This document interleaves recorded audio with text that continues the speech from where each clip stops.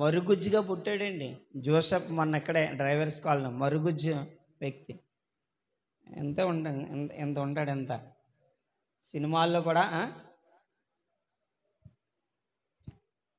చెప్తే గట్టిగా చెప్పు. సినిమాల్లో కూడా యాక్ట్ చేస్తాడండి. ఎంత ఉంటాడు పొట్టిగా. మారు మనసు పొందిన కొత్తలో తన చెల్లయ్య కూడా ఒక సీట్ రాసిందంట. ఏమని?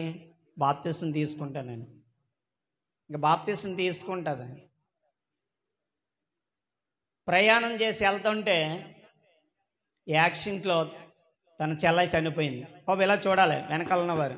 ఒక అద్భుతమైన సాక్ష్యాన్ని మీ ముందు పెడుతున్నాను. బాగా ఆలకింది. తన చెల్లయ్య చనిపోయింది.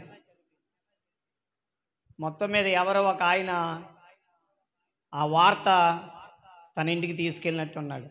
మొత్తం మీద తన చెల్లాయిని, చనిపోయిన తన చెల్లాయిని వారి ప్రాంతం తీసుకెళ్తున్నారు. ఈ జోసెఫ్ గారి ఇంటికి, ఈ పొట్టు జోసెఫ్ గారి ఇంటికి.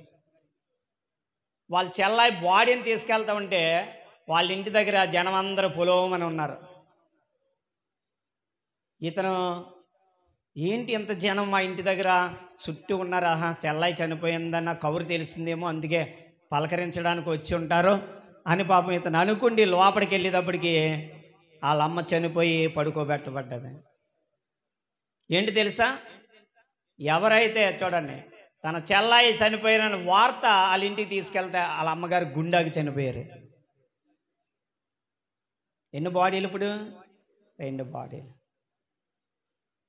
ఆ నాన్నగారు మనుషుల్లోంచి తప్పించుకుని వెళ్ళి ఏదో అలాగ బయటికి వెళ్తున్నట్లుగా, అలాగా ఏదో అలా పక్కకి వెళ్తున్నట్లుగా ఆయన వెళ్ళి పొలం పనులు కదండి, పొలంలోకి వెళ్ళి పురుగుల మందు తాగి ఆయన చనిపోయాడు. 3 బాడీలే ఒక్కసారే సమాధి చేశారండి. ఎంత బాధాకర విషయం.